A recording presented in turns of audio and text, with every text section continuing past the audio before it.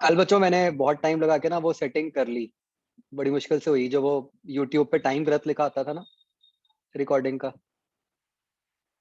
तो कल काफी टाइम लगा के कर तो ली। आज देखते हैं क्या टाइम लिखा आता है।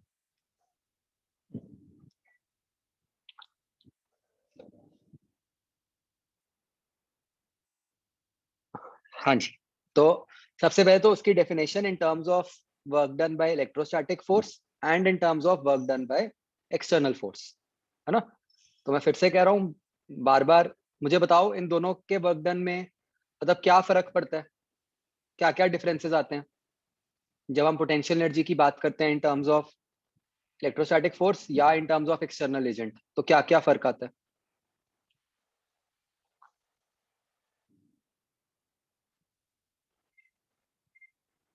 लिखो, सारे लिखो चार्ट में।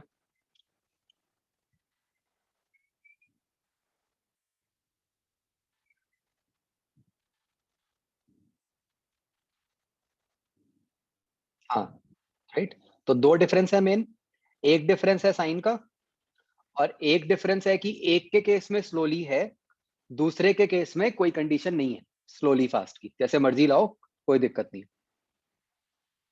राइट।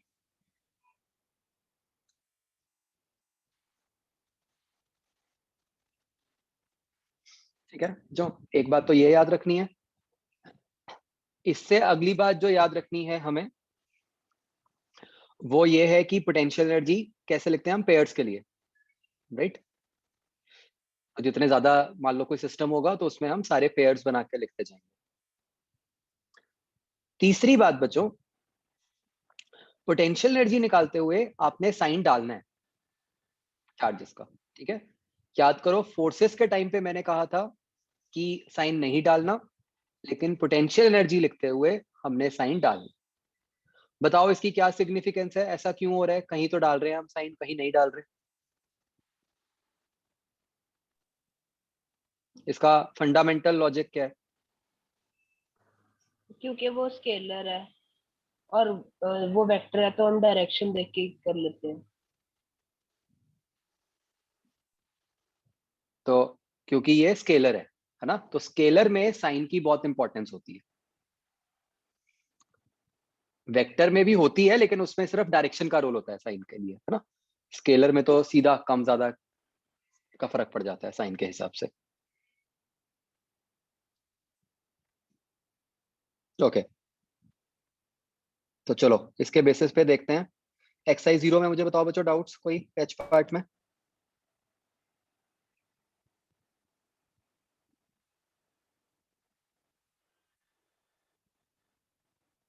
बहुत सिंपल है ना।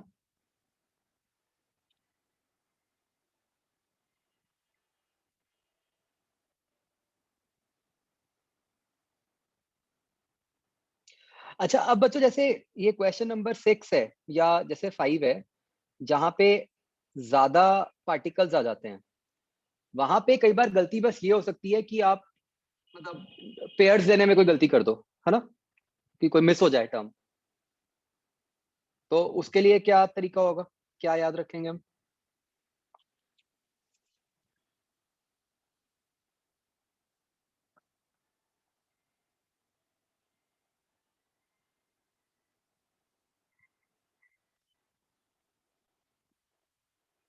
हाँ। तो यहीं पे लिख लेते हैं क्लाइन कि जो टोटल नंबर ऑफ टर्म्स आएंगी वो, उसको वैसे NC2 कहते हैं, बट मेड वालों को ऐसे याद रखने की जरूरत नहीं है, आप बस ऐसे याद N into N-1/2। ठीक है, तो इससे गलती नहीं होगी। जैसे हमें पता है कि अगर 4 है तो इसका मतलब कितनी टर्म्स आनी है टोटल? 4 into 3/2, 6। तो ये चेक कर लो।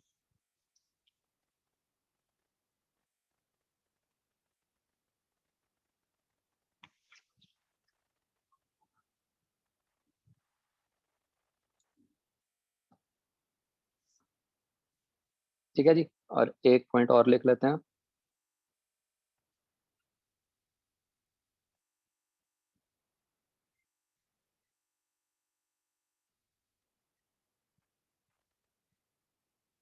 कि पोटेंशियल एनर्जी के फॉर्मूला में साइन के साथ यूज करना।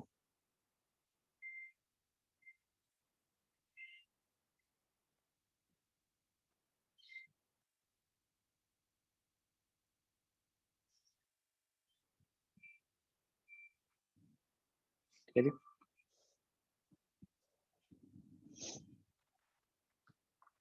चैतन्य, आप कल वाली क्लास में क्यों नहीं थे?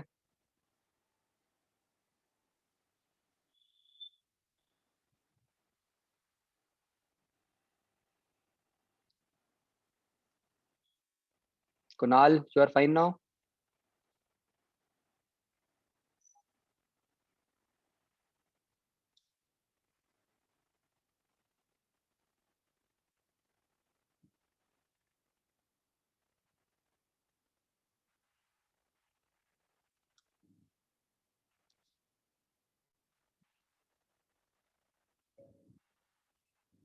चैतन्य, कुछ पूछा है मैंने?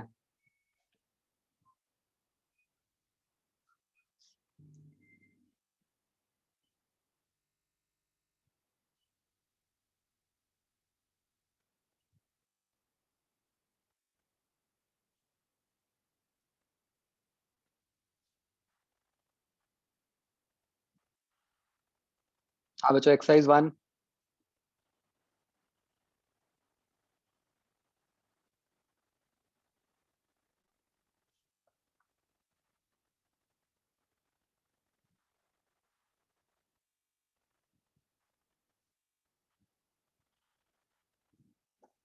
ये 1 ही थी क्या? अच्छा, ठीक है, मतलब 0 1 बच्चों, डन, दोनों डन।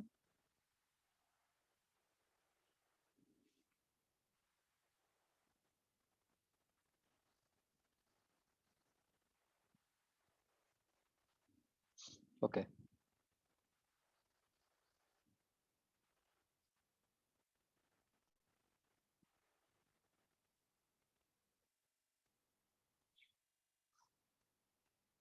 अच्छा, बच्चा क्वेश्चन ट्राई करो।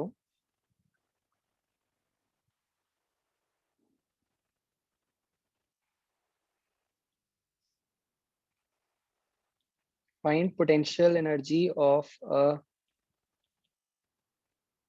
Uniform shell of charge q, radius are.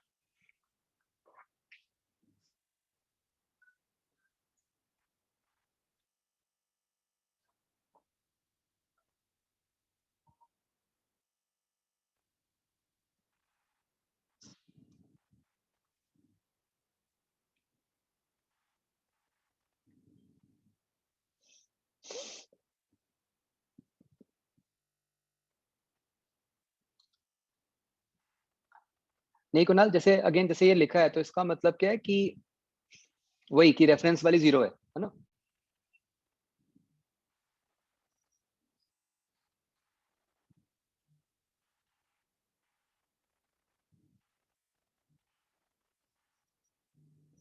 बच्चों आपको एक हिंट देता हूँ, ठीक है? सीधा नहीं होगा। हिंट ये है कि पोटेंशियल एनर्जी की डेफिनेशन यूज करो। और वो डेफिनेशन क्या है कि हमने इसके लिए डेफिनेशन क्या है कि एक एक्सटर्नल एजेंट अगर एक चार्ज को इन्फिनिटी से लेके आता है, तो आप ऐसे सोचो कि पहले जो चार्ज क्यू था वो इन्फिनिटी पे बिखरा पड़ा है अलग अलग। अब हमने क्या करना है, एक एक्सटर्नल एजेंट ने स्लोली उस चार्ज क्यू को इन्फिनिटी से पास लेके आना है, उसको एक शेल की फॉर्म में लगाना है ना? ये प्रोसेस करना है। तो हम ये सोचें कि इस प्रोसेस को करने में कितना वर्क करना। ठीक है, ऐसे सोचो।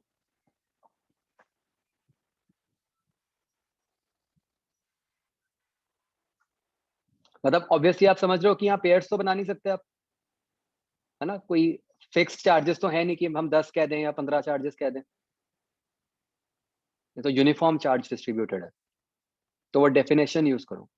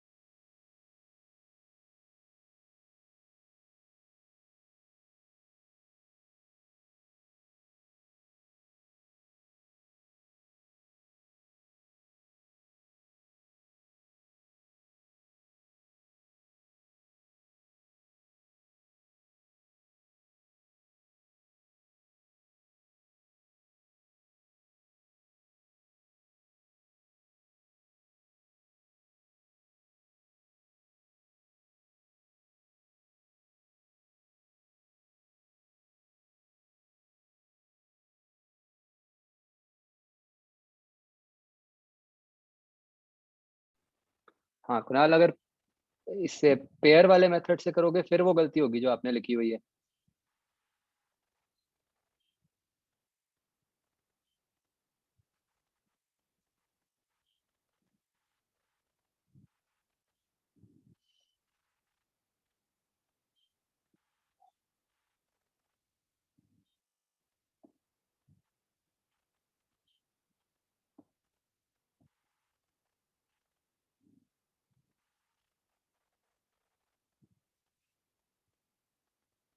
एक्स्ट्रा साइन में गड़बड़ है।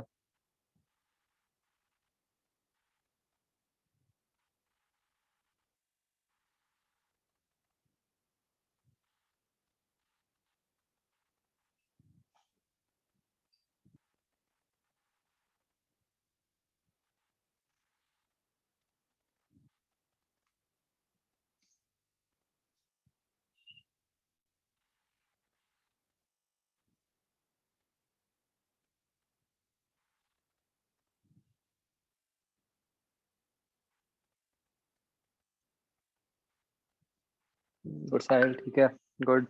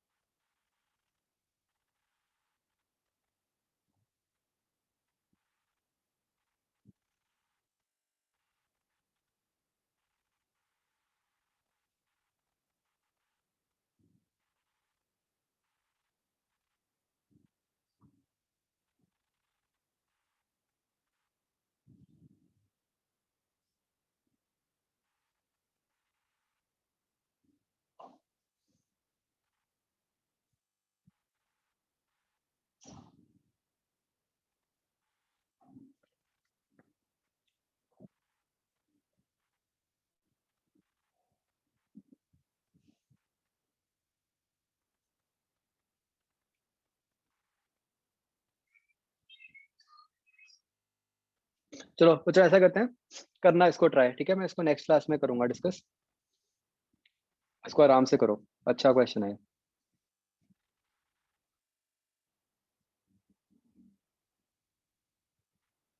3A कर लिया बच्चों, डिस्कस कर ली सबने?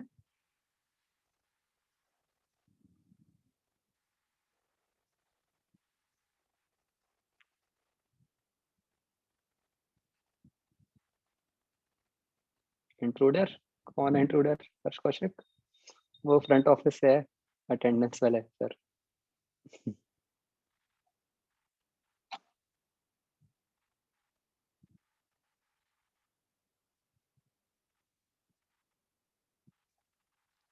ये कहाँ से करना है बच्चों, जी पार्ट?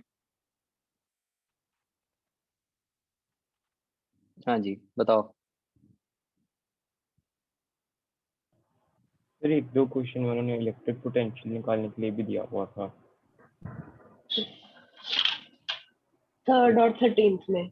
अच्छा यस देख लेता हूँ, कोई नहीं।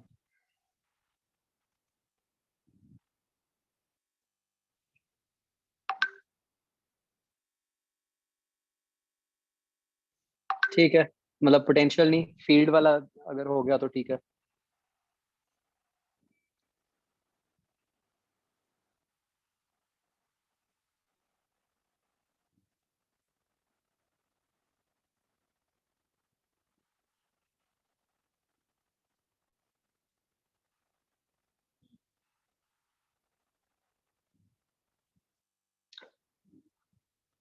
बच्चों फोर्थ क्वेश्चन बहुत अच्छा है। अगर आप देखो तो it is somewhat related to question number 8 also, है ना? अगर फोर्थ होगा तो एट्थ भी होगा। अगेन मैं नहीं बता रहा, ट्राई करो, हिंट दे रहा हूं मैं। मतलब फोर्थ से पहले ना एट्थ करने की कोशिश करो, कि मतलब कैविटी के अंदर कोई भी एक पॉइंट ले लो और उस पॉइंट पे फील्ड निकालने की कोशिश करो, ठीक है। और हाँ, सेकंड क्वेश्चन भी हो गया इनफैक्ट वही।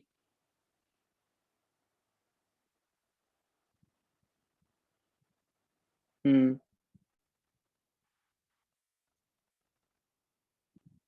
तो ये सेकंड फोर्थ एट्थ क्या अलग है कुछ?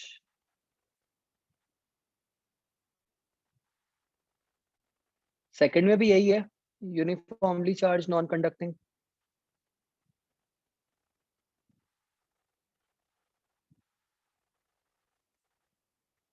तो करना ट्राई। और चलो मैं हिंट दे रहा हूँ, मतलब यूज वेक्टर्स। जो मतलब फोर्सेस लिखोगे ना, जिनका आपको कोई रिजल्टेंट वगैरह लेना पड़ेगा या कुछ भी, वहां पे उसको वेक्टर में लिख के देखना कि वेक्टोरली ऐड सब्ट्रैक्ट करके क्या बनता है। ठीक है, सारा खेल वहां पे है बस। स्फीयर मतलब कि कैविटी के बड़ा वाला स्फीयर लास्ट लाइन में।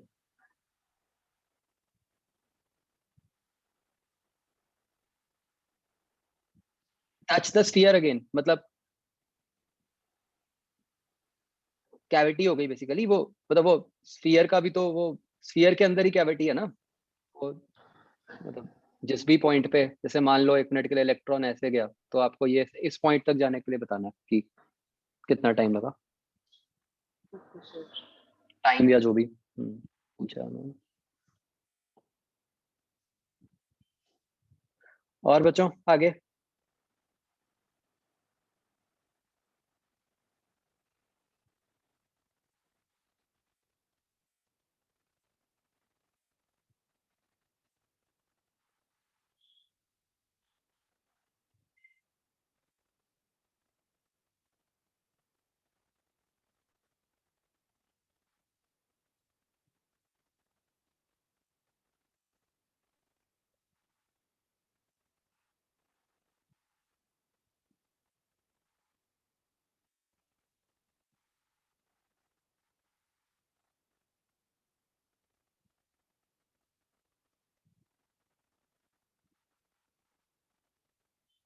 13 तो अभी नहीं होगा ना, इसे तो पोटेंशियल का है।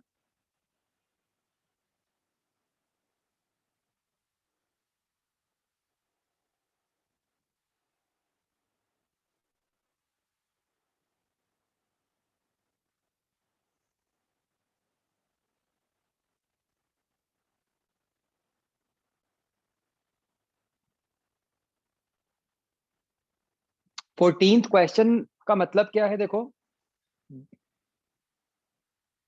आसान है वैसे कुछ नहीं, कि दो बॉल्स हैं चार्जेस Q1 Q2, उनकी सेम वेलोसिटी है, ठीक है। इनको एक यूनिफॉर्म इलेक्ट्रिक फील्ड के अंदर रख दिया। तो हमें कहा है कि एक बॉल के साथ तो क्या हुआ कि उसकी मैग्नीट्यूड आधा रह गया और डायरेक्शन ऑफ वेलोसिटी 60 डिग्री से चेंज हो गई, ठीक है ना। कि मतलब कि अगर उसकी इनिशियल वेलोसिटी पहले ऐसे है, कन्वीनियंस के लिए ऐसे ही ले सकते हो, तो बाद में बस 60 डिग्री से घूम गई। मतलब अगर पहले वी ऐसे है तो बाद में ऐसे हो गई वो, मैग्नीट्यूड V/2 एंगल 60।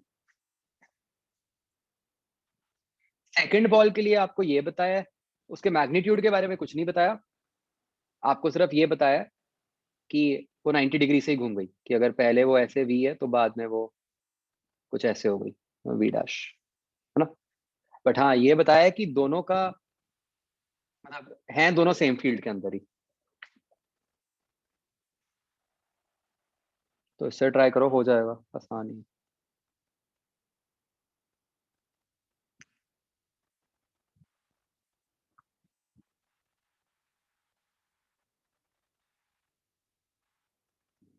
ओके, और कोई बच्चों क्वेश्चन?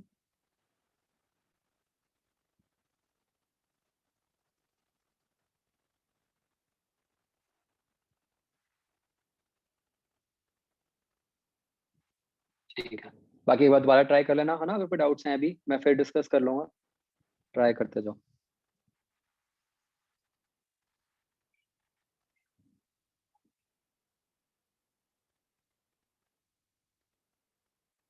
नेक्स्ट बच्चों हम जो टर्म पढ़ते हैं that is known as potential.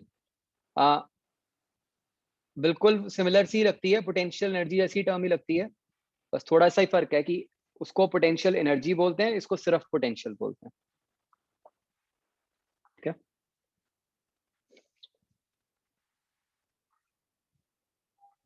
तो बच्चों एक बार याद करो कि फोर्स और फील्ड के बीच में क्या डिफरेंस था।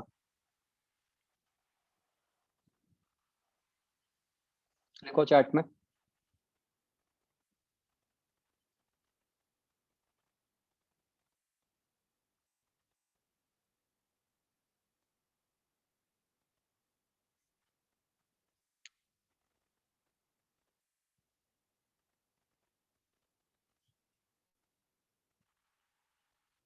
तो भाई जो मेन डिफरेंस था वो ये था कि फोर्स दो चार्जेस के लिए निकलती है।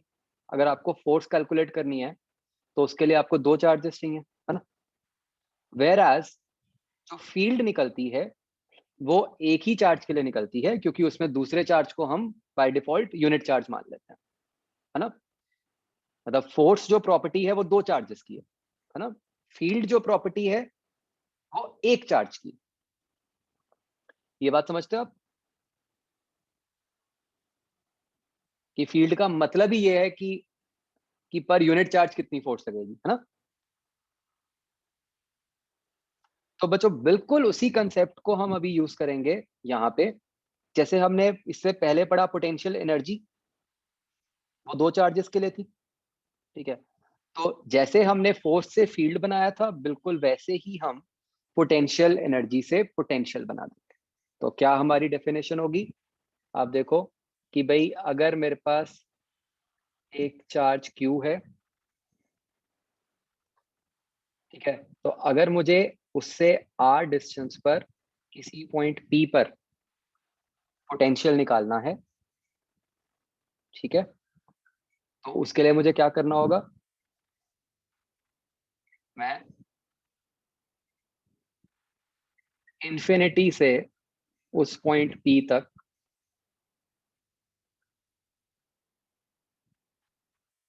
एक यूनिट चार्ज लेके आऊं,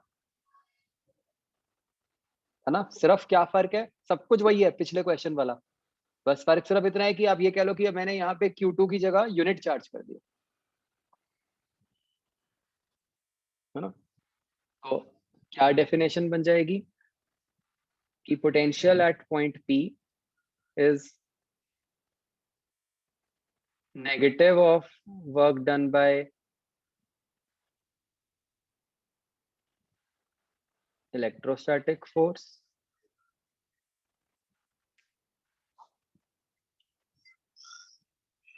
या फिर positive of work done by external agent. और यहाँ पे स्लोली भी आ जाएगा, किस चीज के लिए, in bringing unit charge from infinity to P।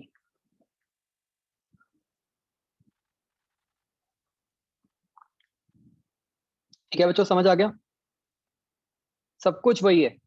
हाँ, बस सिर्फ अब हमने Q2 की जगह ये बोल दिया कि हम एक यूनिट चार्ज को लेके आ रहे हैं इन्फिनिटी से P तक। एवरीवन,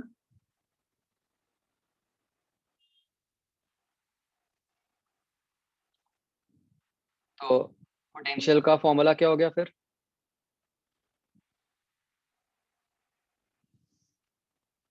किसी भी R डिस्टेंस पे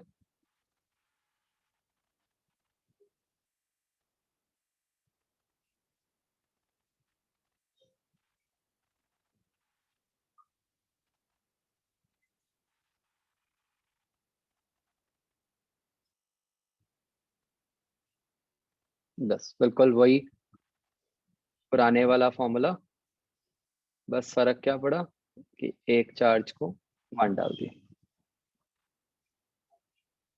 पोटेंशियल को बच्चों हम V सिंबल से डिनोट करते हैं।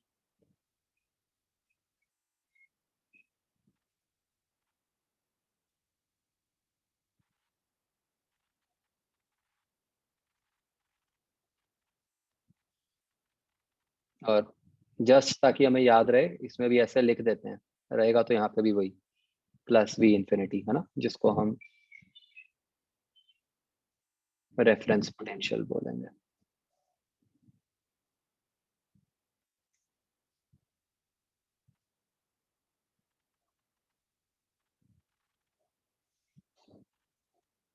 करेक्ट बच्चों?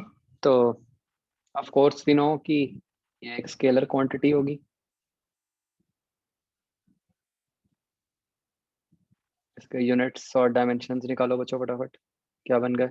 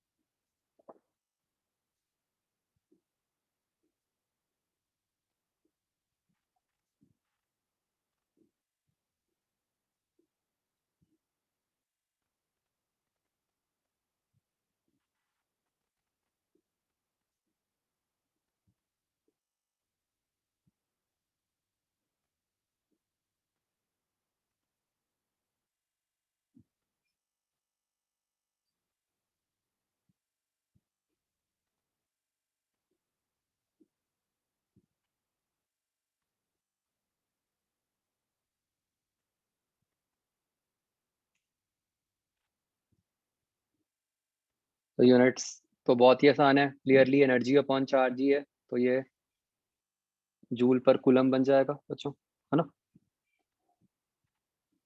जिसको हम याद रखते हैं as volt. This is the common unit.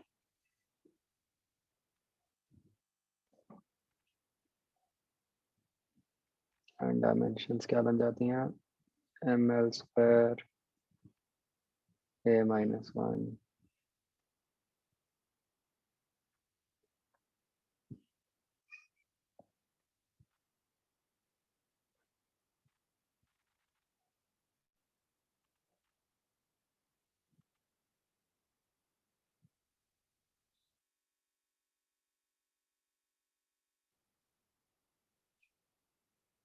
Right बच्चों, समझ आ गया सबको?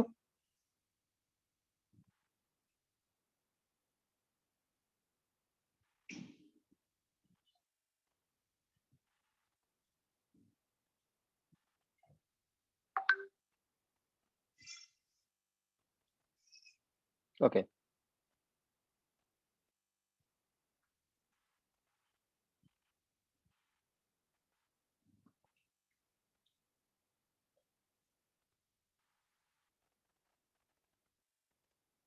तो बच्चों ये जो पोटेंशियल का फॉर्मूला है, of course this is for unit charge. इसके कुछ स्पेशल केसेस की बात करते हैं हम, जैसे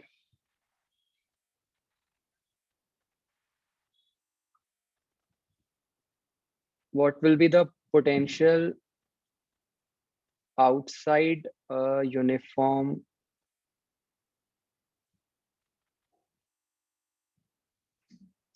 solid sphere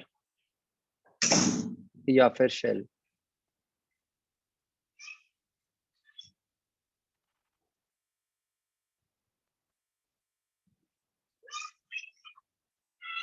तो एक uniform sphere, charge q, radius r,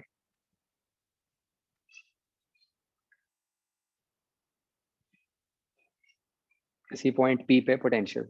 अच्छा बच्चों, एक ये बात मैंने पहले भी बताई थी, मैं फिर बोल रहा हूँ। देखो आप बच्चों देखोगे हमारे इन बहुत सारे फॉर्मूलाज में r आता है ना। अब r दो तरीके से आता है, एक तो डिस्टेंस की फॉर्म में आता है और एक रेडियस की फॉर्म में आता है, राइट? तो just so that we are not confused, हम आपने देखा होगा मैंने जो हर जगह एक सिस्टम फॉलो किया है, आप भी ये फॉलो करो कि जब तो रेडियस होता है ना, उसको कैपिटल आर में लिखो, और जब कोई जनरल डिस्टेंस होता है उसको स्मॉल आर में लिखो। ठीक है, चाहे वो किसी फॉर्मूला में है चाहे कहीं भी लिख रहे हो, उससे कभी गलती नहीं होगी, राइट? तो ये तो बच्चों बहुत ही सिंपल केस है, बताओ इसका क्या आंसर बनना चाहिए। इसमें तो कुछ सॉल्व नहीं करना।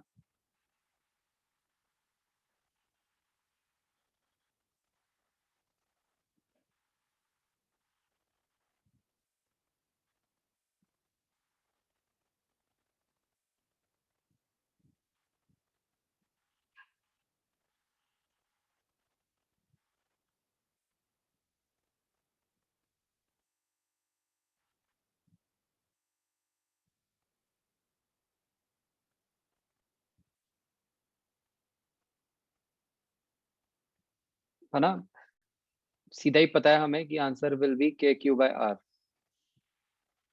किस लॉजिक से बताओ।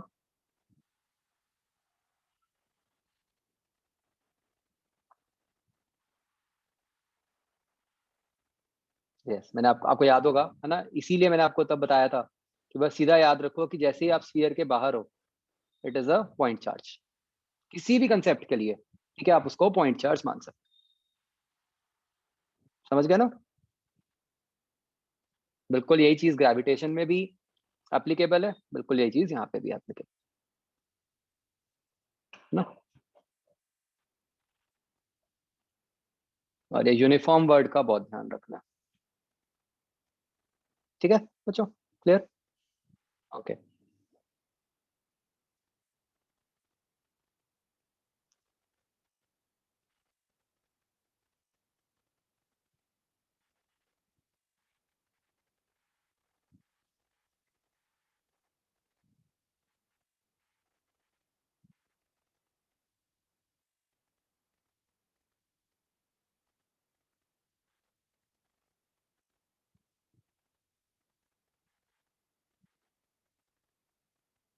ये ट्राई करो बच्चों अब। Again use the definition of potential, ठीक है, और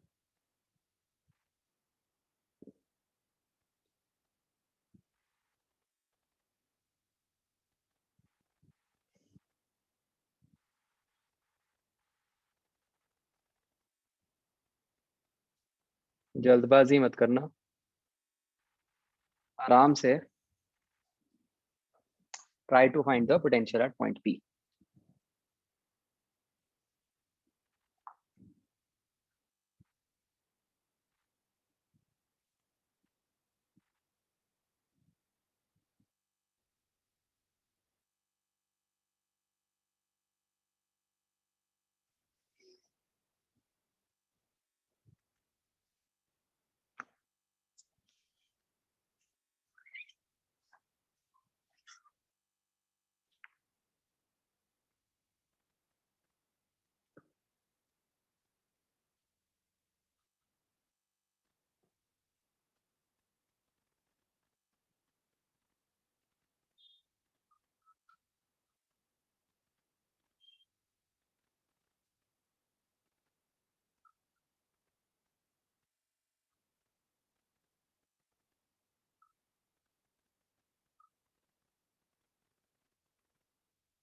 ठीक है भाई, जिन्होंने आंसर किया है, विदुषी गलत है। ये बड़ी जल्दी निकाल लिया सही आंसर, ये मैंने करवाया हुआ है क्या पहले।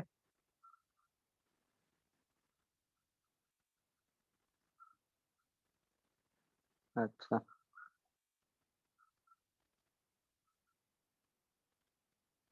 ठीक है भाई। अच्छा सही है, सबने सही दिया आंसर अभी तक।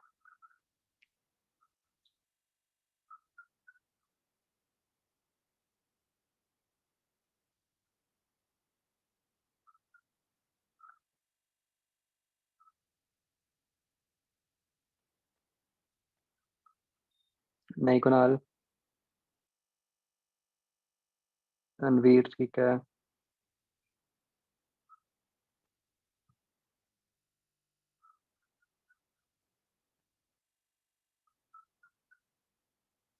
अच्छा वही मैंने लिफ्ट वाला एग्जांपल लेके कराया था।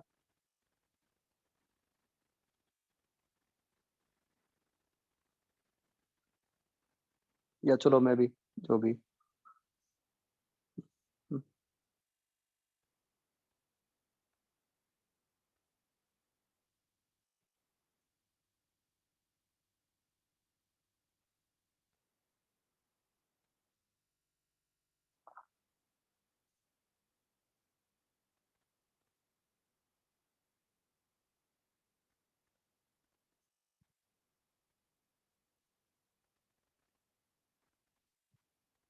आस्था नहीं।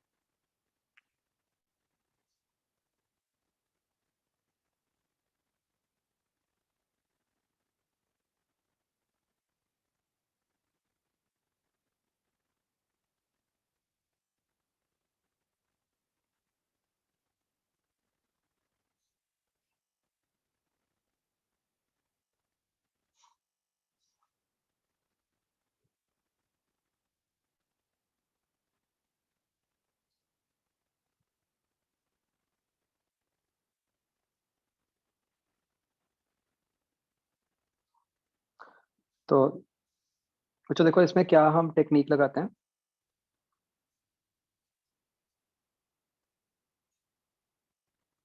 अ, यहाँ पे हम कहते हैं हम डेफिनेशन यूज करते हैं।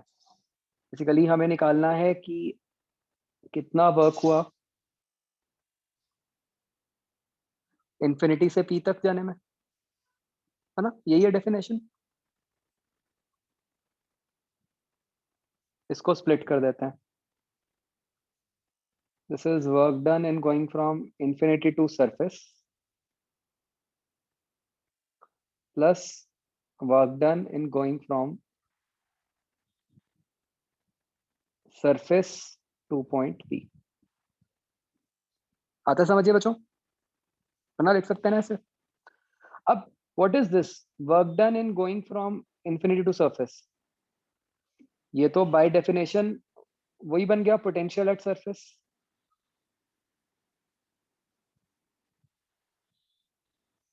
Correct. And what about this? Surface से पी तक जाने में कितना वर्क करना पड़ेगा? भाई इसके अंदर फील्ड कितनी है? Uniform shell.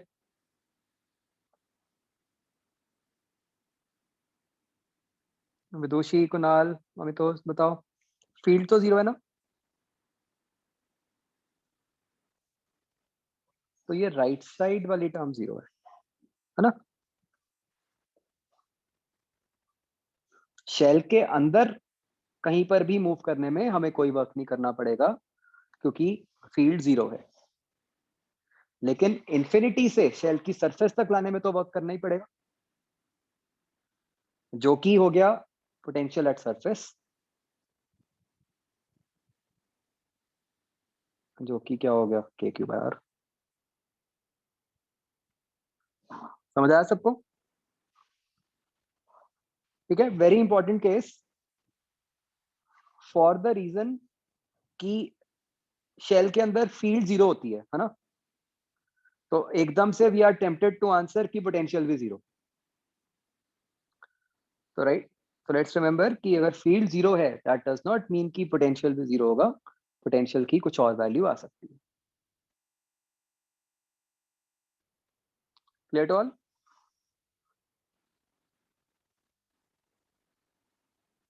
ओके, तो मुझे फटाफट ग्राफ बना के दिखाओ हॉलो शेल के लिए V versus R।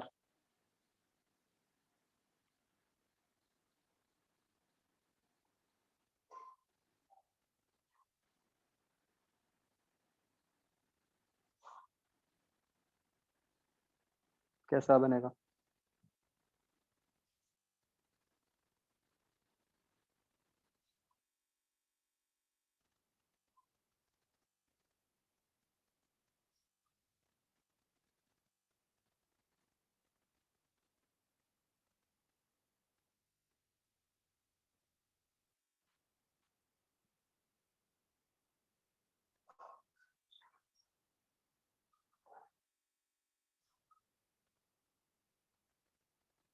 Right,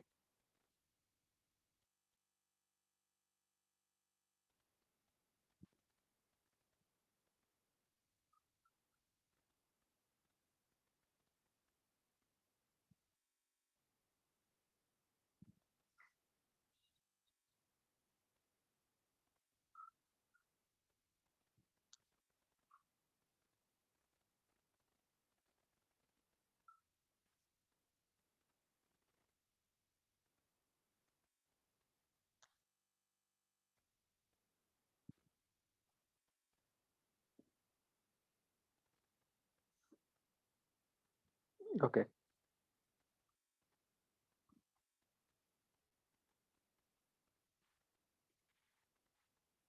next बच्चों हम निकालेंगे potential inside a uniform solid sphere.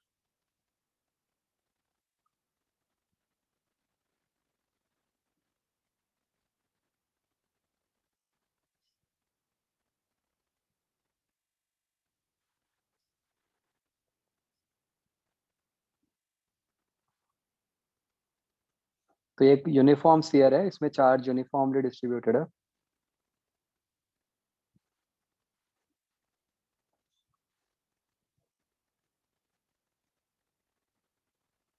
अब किसी पॉइंट पी पे हमने पोटेंशियल निकालना है।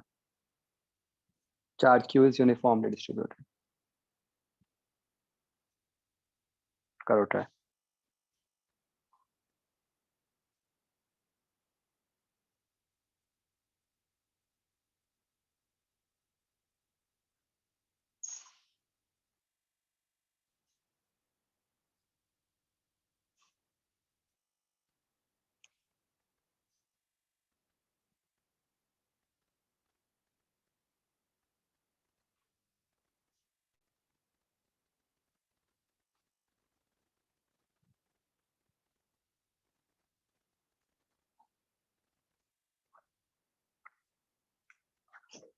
अच्छा अच्छा, एक का मैं बड़ी इंपॉर्टेंट बात आपसे शेयर करना चाहता हूँ। मेरे ख्याल आई डोंट रिमेम्बर मैंने आपसे पहले की थी कि नहीं। अब बच्चों जो जेई मेंस और नीट का पैटर्न हो गया ना, ठीक है, जैसे जैसे जेई मेंस 4 बार होने लग गया, नीट भी मोस्ट लाइकली अगली बार 2 बार तो पक्का ही होगा। तो अब इनमें क्या हो गया है कि they select questions from a large pool. ठीक है, ये हर साल एक कोई टीम बैठाता है और उनसे बहुत सारे क्वेश्चंस बनवा लेते हैं। ठीक है, और फिर उस लार्ज पूल से वो जो टेस्ट होता है उसमें रैंडमली क्वेश्चंस आते हैं। ठीक है ना। तो इस कारण से बच्चों क्या हो गया है अब कि now there is nothing like important और नॉट इम्पोर्टेंट। अब किसी भी कंसेप्ट, किसी भी फॉर्मूला पे बेस्ड क्वेश्चन आ सकता है। अब वो बात ही खत्म हो गई है कि हाँ जी मेंस के लिए ये इंपॉर्टेंट है। ठीक है, तो बेकार से बेकार फॉर्मूला पे बेस्ड भी क्वेश्चन आ सकता है, चाहे वो बिल्कुल फैक्चुअल है, चाहे उसमें कुछ भी उसकी सिग्निफिकेंस ना हो, क्वेश्चन आ सकता है। ठीक है, तो मतलब मेंस और नीट के लिए तो आपके लिए हर लाइन की बिल्कुल इक्वल इंपॉर्टेंस है। ठीक है,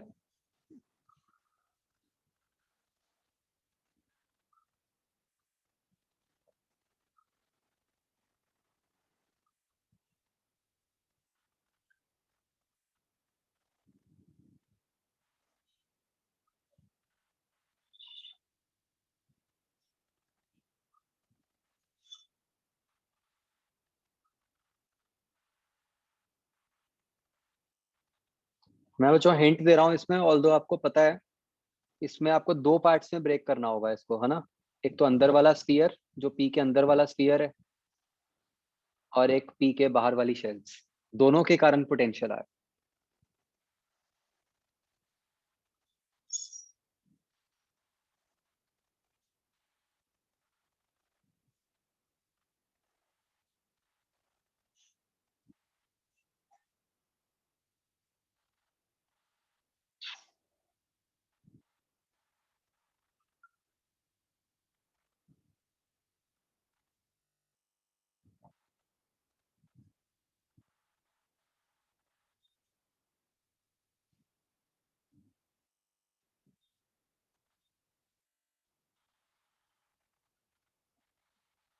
हाँ हर्ष ठीक है।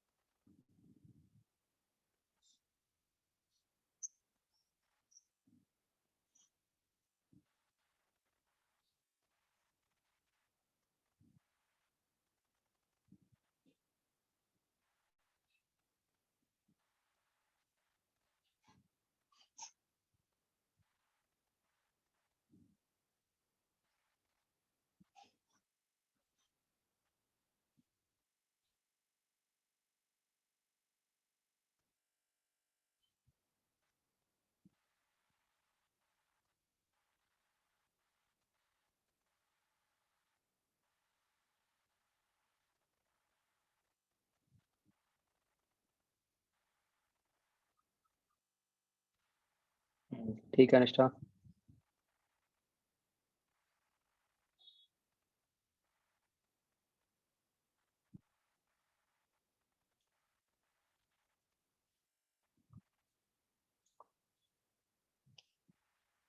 हमें तो ये कुछ छोटी सी गलती है।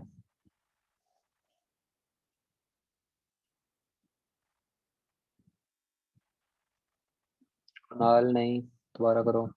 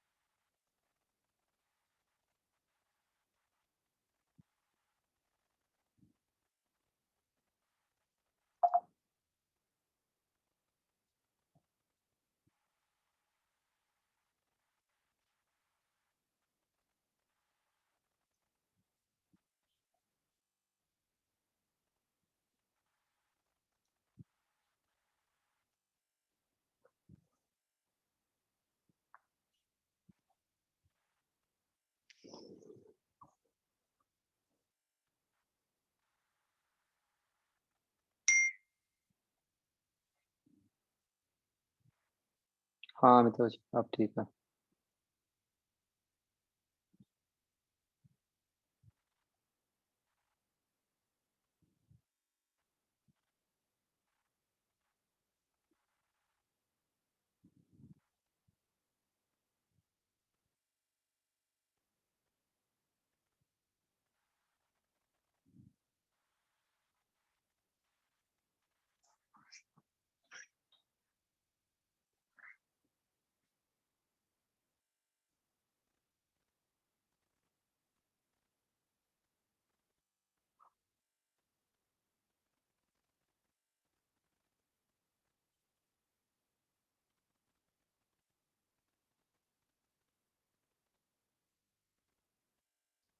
इंस्ट्रूमेंट ठीक है। करण नूर, वरुण हुआ नहीं अभी?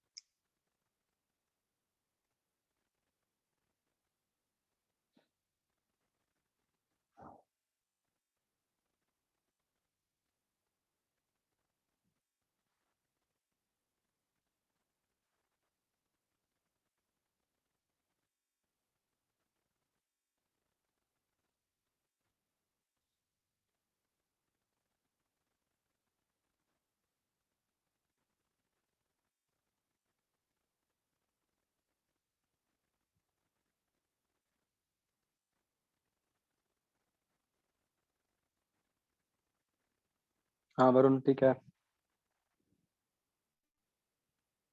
देखो बच्चों ध्यान से, हम यहाँ पे कहेंगे कि जो पोटेंशियल एट पी है, हमने स्फीयर को दो पार्ट्स में ब्रेक कर लिया, ठीक है। एक पार्ट जो पॉइंट पी के अंदर है, ठीक है, और एक पार्ट जो उसके बाहर है। तो पॉइंट पी के अंदर तो एक सॉलिड स्फीयर बन गया, है ना, और उसके बाहर एक थिक शेल बन गई। तो पोटेंशियल ड्यू टू ये जो वाइट वाला स्फीयर बन रहा है, प्लस पोटेंशियल ड्यू टू ये जो ब्लू शेल बन रही है ना। अब वाइट वाले स्फीयर के तो हम बाहर हो गए, तो उसके कारण पॉइंट पी पे क्या पोटेंशियल होगा, पॉइंट चार्ज वाला।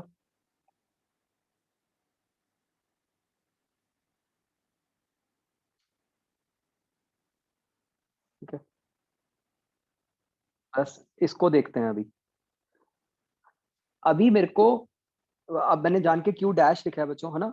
ये मुझे सिर्फ वाइट वाले स्फीयर का चार्ज चाहिए, पूरे का नहीं चाहिए, है ना। तो अब ये वाइट वाले स्फीयर का चार्ज कैसे आएगा, यूनिटरी मेथड, क्यू अपॉन 4/3 पाई। एक सेकंड बच्चों,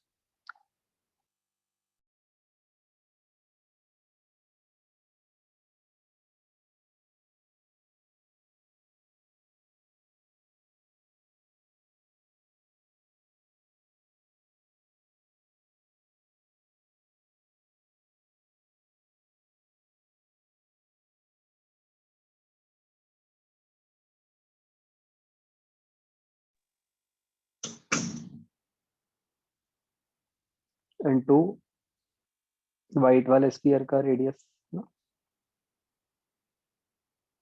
प्लस दूसरी टर्म तो है ही।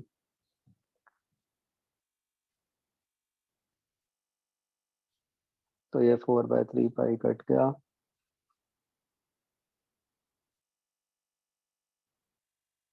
तो एक टर्म तो ये आ गई, के Q r² bye r³। Correct. अब मुझे दूसरी टर्म के बारे में सोचना है।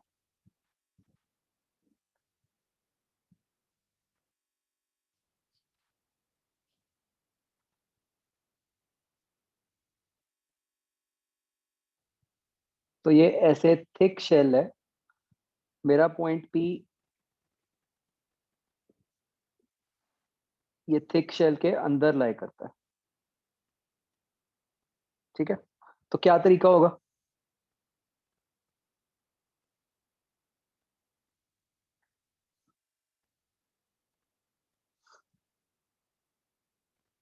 इसको शेल्स में ब्रेक कर देते हैं, है ना, इसको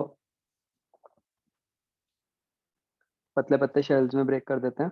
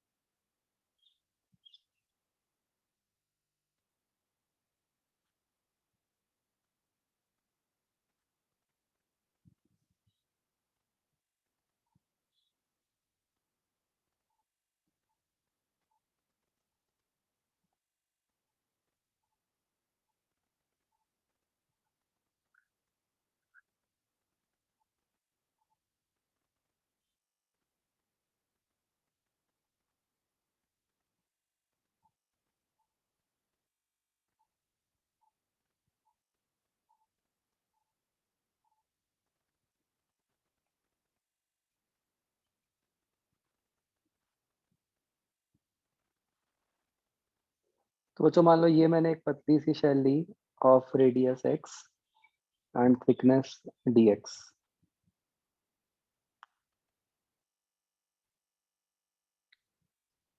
ठीक है ना? What will be the potential at point P due to this red shell?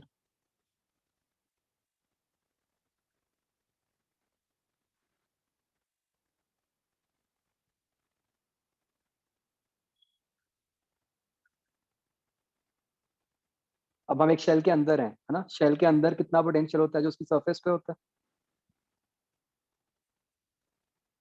तो ये हो गया k इंटू जो भी इस शेल का चार्ज है इंटू इस शेल का रेडियस x, करेक्ट? अब इस शेल के ऊपर चार्ज कितना होगा, और ऐसे हम सारी शेल्स का निकाल देंगे तो अपना काम बन जाएगा। तो अब इस शेल के ऊपर कितना चार्ज होगा, फिर से यूनिटरी मेथड, q/4/3 पाई r³ इंटू इस पतली सी शेल का वॉल्यूम। पतली सी शेल का वॉल्यूम क्या हो गया बच्चों, जैसे अभी हमने किया ही था गॉस लॉ में भी, 4 पाई x² dx, isn't it?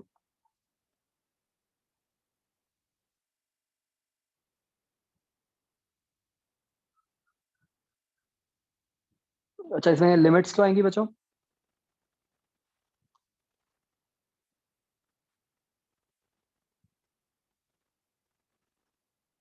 Shells किस रेडियस से किस रेडियस तक है?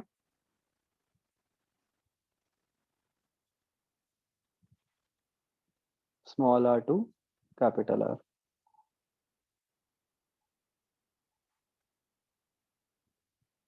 तो ये कॉन्स्टेंट्स बाहर निकालो, KQ/r³।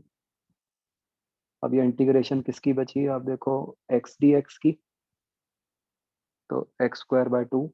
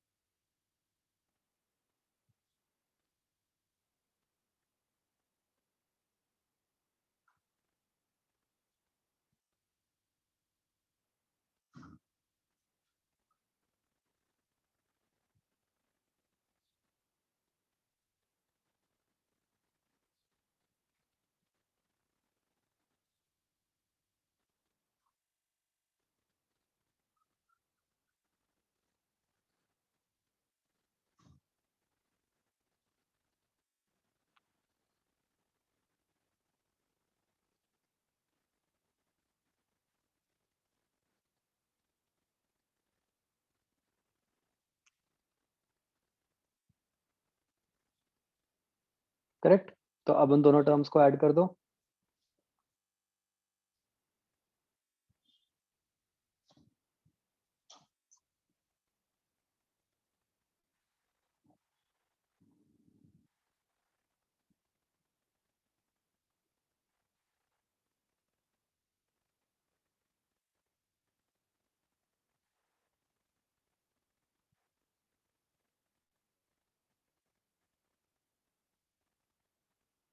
ये बन जाता है बच्चों।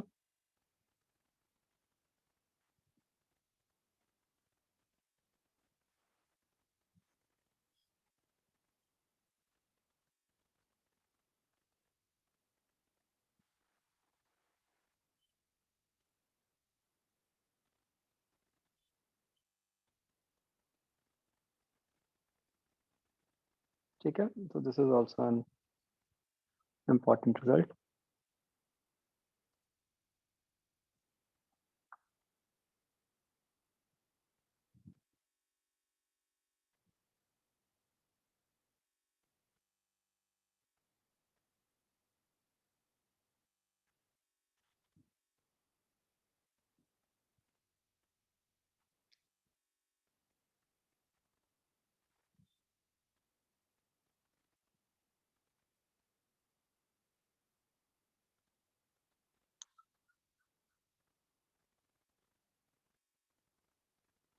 तो हर्ष मेथड तो यही रहेगा, मतलब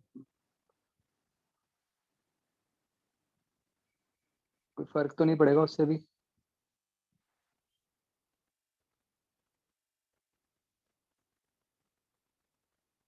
मतलब ऑब्वियसली इसको भी आप वैसे ही कर सकते थे वर्क वाली डेफिनेशन से। बच्चों ट्राई करना, ठीक है, वर्क डन से भी ट्राई करना। मैंने पोटेंशियल से किया है, आप वर्क डन से करना।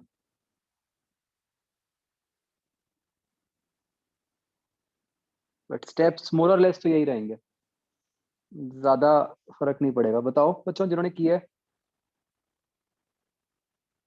किसी ने किया है क्या बाई चांस उस मेथड से?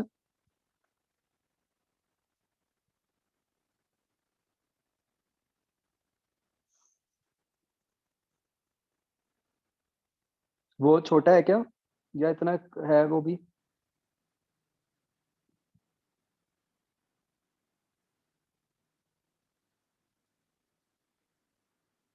ठीक है, तो बच्चों ट्राई करना, ठीक है उसको।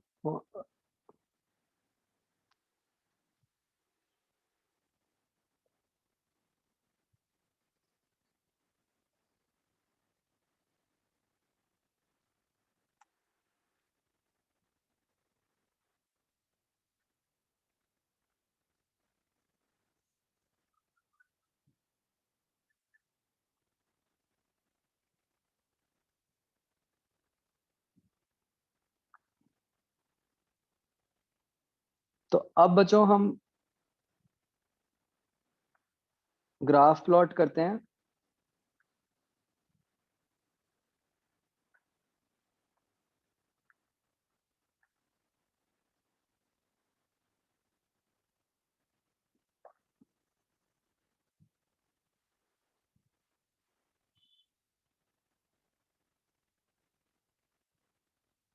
V versus R for uniform solid sphere. देखो कैसा बनेगा।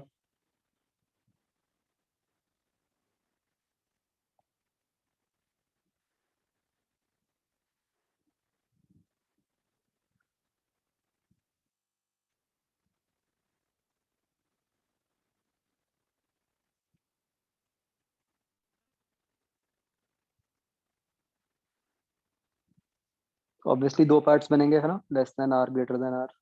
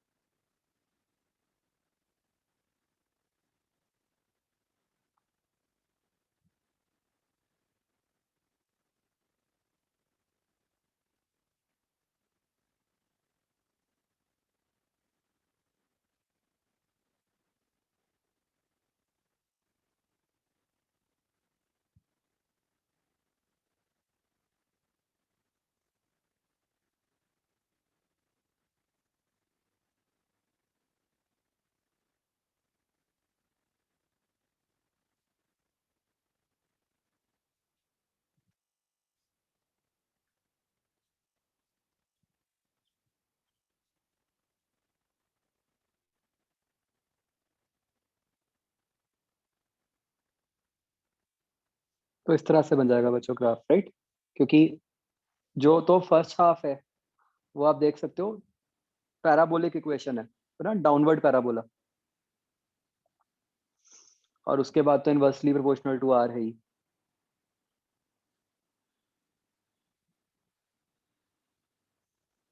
क्लियर बच्चों?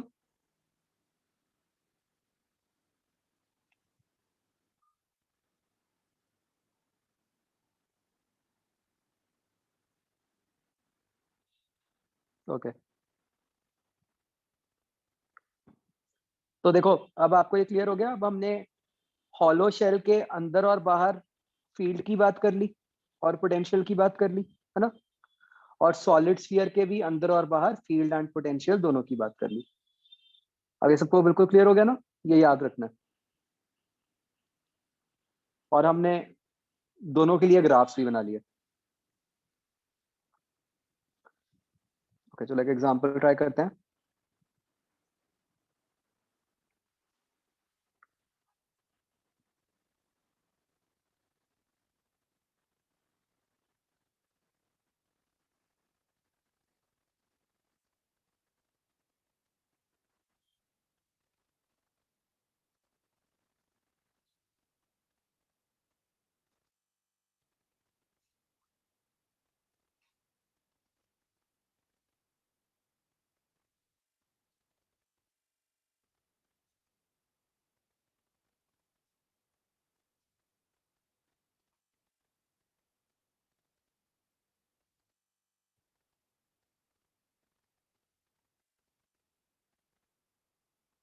assume uniform distribution.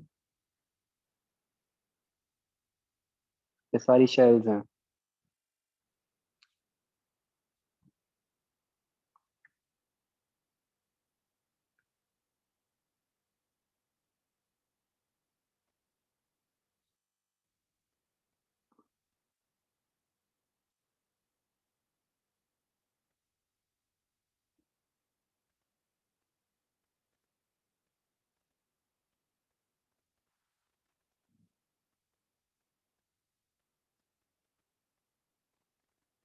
तो ये बच्चों पॉइंट्स 1 2 3 4 पे पोटेंशियल्स बताओ.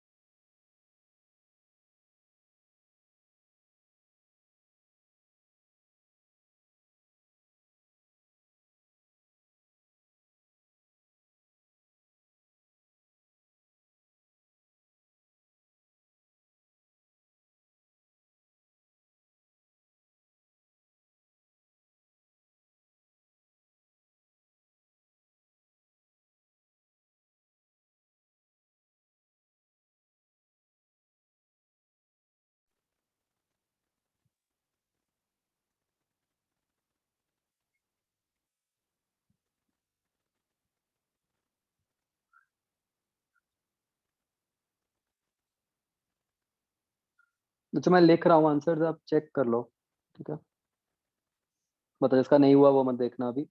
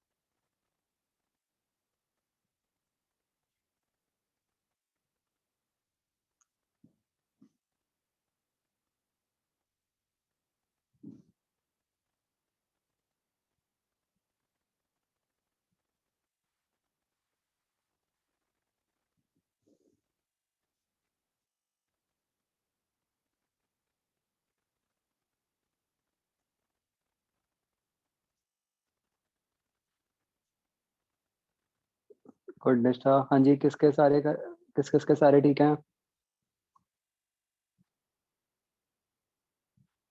गुड हर्ष, दोषी, करण, मनकीरत, नवदा, वेरी गुड।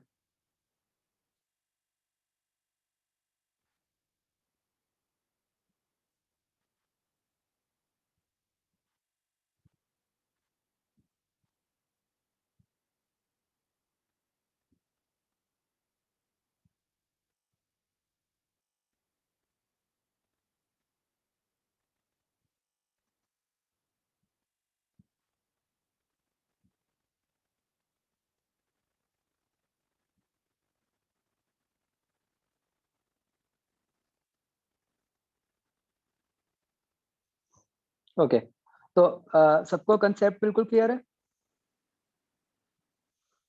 ना? बस हर पॉइंट पे ये देखना होता है कि वो पॉइंट शेल के अंदर है या बाहर है ना?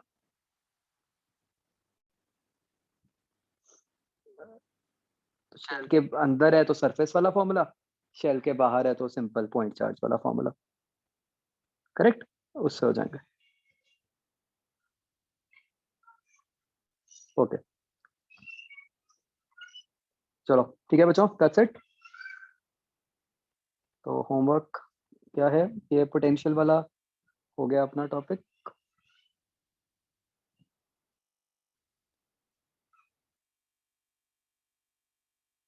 तो 01 का आई पार्ट 3 है बच्चों, जो कुछ एक आधा क्वेश्चन पेंडिंग था ना, वो पोटेंशियल का जो भी इन बिटवीन आया था वो भी कर लेना। और